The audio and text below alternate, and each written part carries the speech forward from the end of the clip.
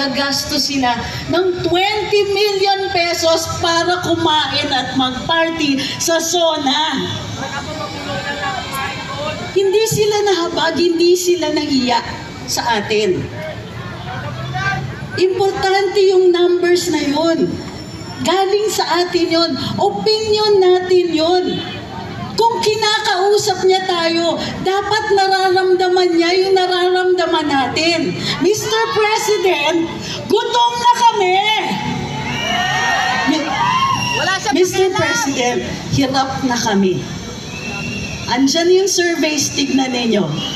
58% ng mga pamilya dito sa Pilipinas ang tingin nila sa sarili nila, hirap, impoverished, dukha. Shout out po kay Ma'am Cecil at kay Ma'am Bingang. Hello. Kayo, nararamdaman nyo na yun? Kasi yan, pinapakita ng mga numero na yun, yung nararamdaman natin. Tayo, yung ordinaryong mamamayan. Tayo, yung mga hindi imbitado sa SONA. Okay. Tayo, yung mga kailangan sumakay ng jeep, yung mga bumibili sa palengke, yung mga nagbabayad ng 60 pesos kada kilo ng bigas, yung mga tao na namimiligro ang trabaho dahil pag nagmahal pa, baka mawala na tayo ng trabaho. Mahal na masyado para dun sa mga nagninegosyo. Tayo, na araw-araw, pag naglakad sa kalye, di natin alam kung maho-hold up tayo. Kasi tumataas ang crime rate. Isa pa yan.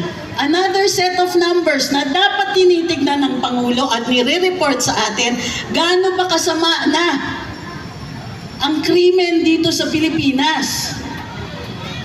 Alam namin may nagnanakaw sa gobyerno, pero marami ring magnanakaw sa kalye. At tayo po ang hindi na safe.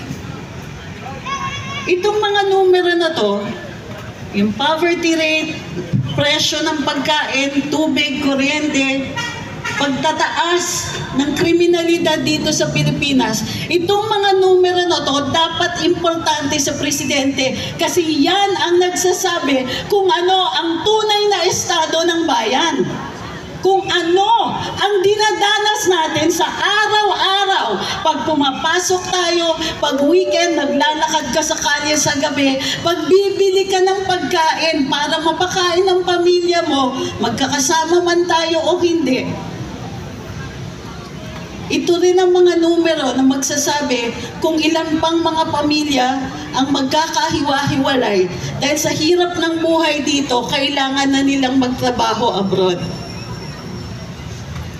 Importante ang mga numero na ito kasi ito yung mga numero na mismong pinag-usapan ng Pangulo nung nililigawan niya tayo para sa boto natin. Ito yung mga pinangako niya.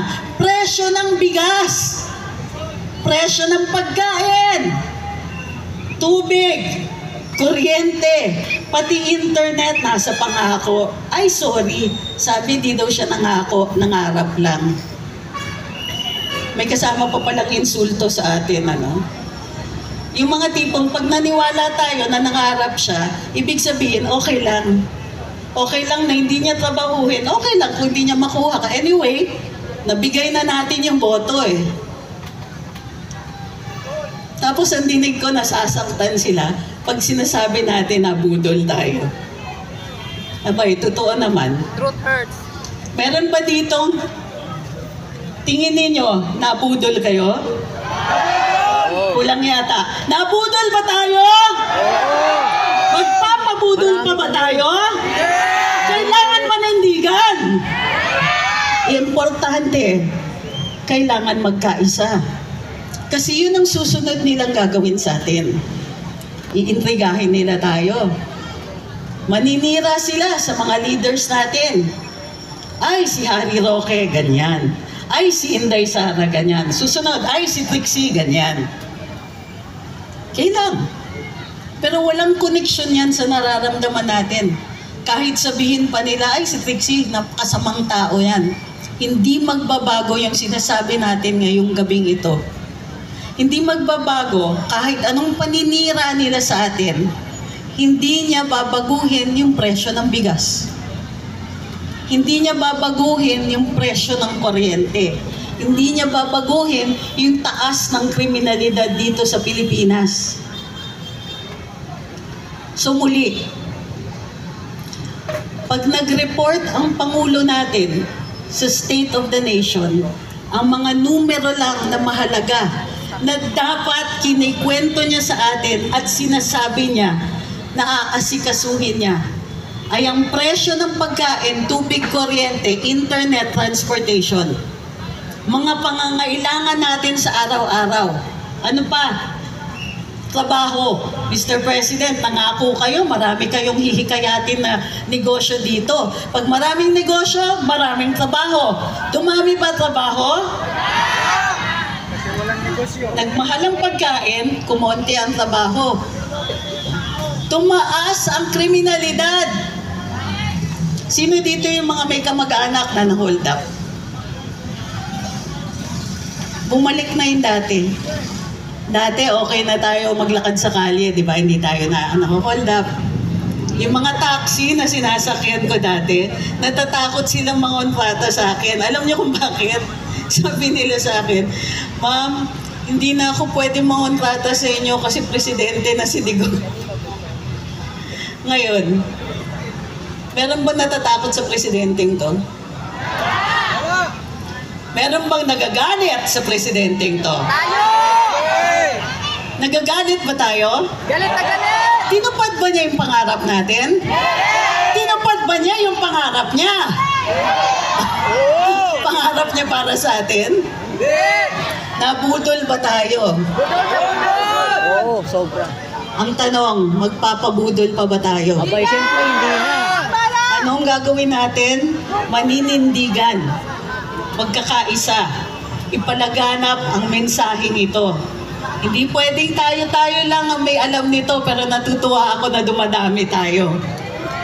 Ituloy natin ito. Kailangan ikwento natin sa mga kapatid, kamag-anak, pinsan, kaibigan, kaklase.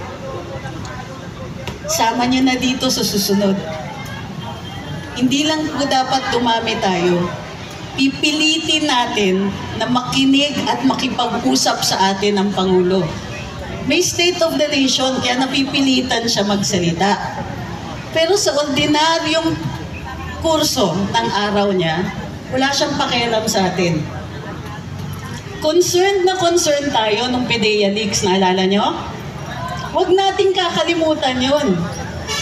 Lumaragsa ang issue na kung tama at pa siya sa kaisipan o kalusugan, gawa nga ng balita na may posibilidad na gumagamit siya ng bawal na gamot.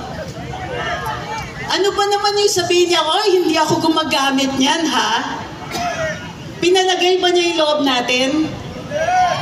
Kung sakasakaling may karamdaman siya, sa tingin ninyo, magsisinungaling siya sa atin? Palagay ko, kasi hindi niya tayo kausap eh. Anong sinagot niya nung tinanong siya, "Mr. President," diba? "Gumagamit po ba kayo?" Ano yung tinanong ng reporter tungkol dun sa PDEA leaks? "Totoo ba ito?" Anong sagot niya sa atin? Tumawa. Tumawa lang. Diba? Tumawa, umiwas. Butal-butal. Hanggang ngayon, marami pa rin siyang iniiwasan na sagot.